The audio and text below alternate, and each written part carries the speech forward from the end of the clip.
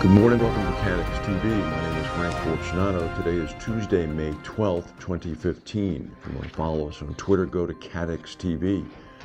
There have been a series of aftershocks in Nepal since the big earthquake struck there 2 weeks ago that killed about 8,000 people.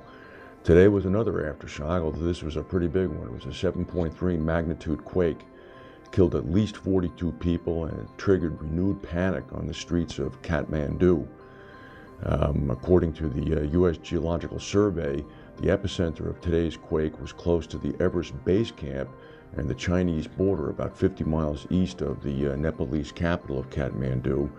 Shock waves were felt across northern India and as far away as New Delhi. That's about 550 miles away from the epicenter. Buildings swayed for more than a minute in New Delhi, forcing people to run out onto the streets in panic.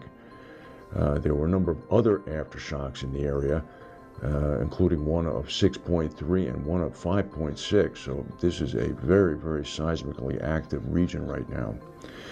The other shoe has finally dropped with the Agnellis. The Italian investment vehicle Exor, which is owned by the Agnelli family of Fiat fame, has put in a revised bid for PartnerRe.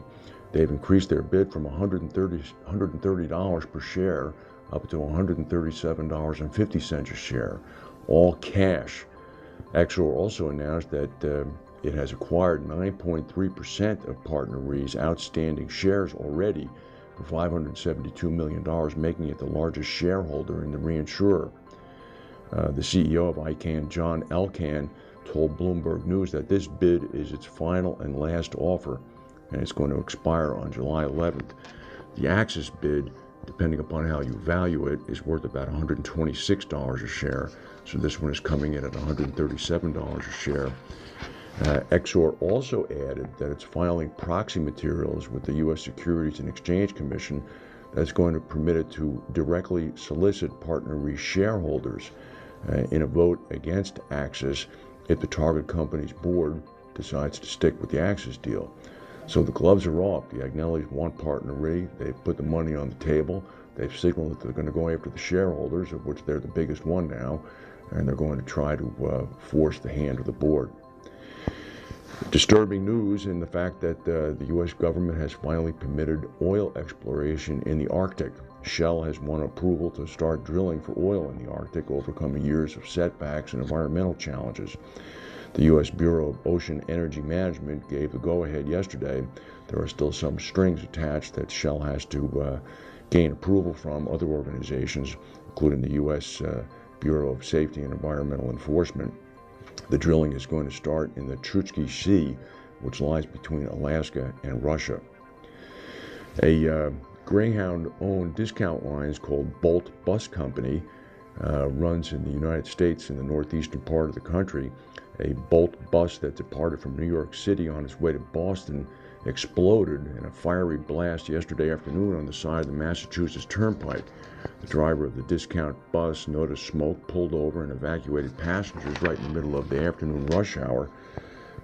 47 passengers were able to escape as they grabbed their luggage and went out of windows and the front entrance of the bus. Black smoke was spiraling into the air and massive traffic jams were caused. The shipwrecked Costa Concordia cruise liner is finally ready for scrapping. This is after being gutted of its insides, including all of its furniture and wiring. A pair of tugboats pushed the wreck into a section of the harbor in Genoa, Italy, where the shell of the ship is expected to start being dismantled next week. Starting from the top, the Costa Concordia will be dismantled one deck at a time and the material scrapped and then recycled. A vibrant multi-hued painting from Pablo Picasso set a world record for artwork in an auction, selling for $179.5 million yesterday in New York City. And a sculpture by Alberto Giacometti sold for a record of $141 million for sculpting. What's going on?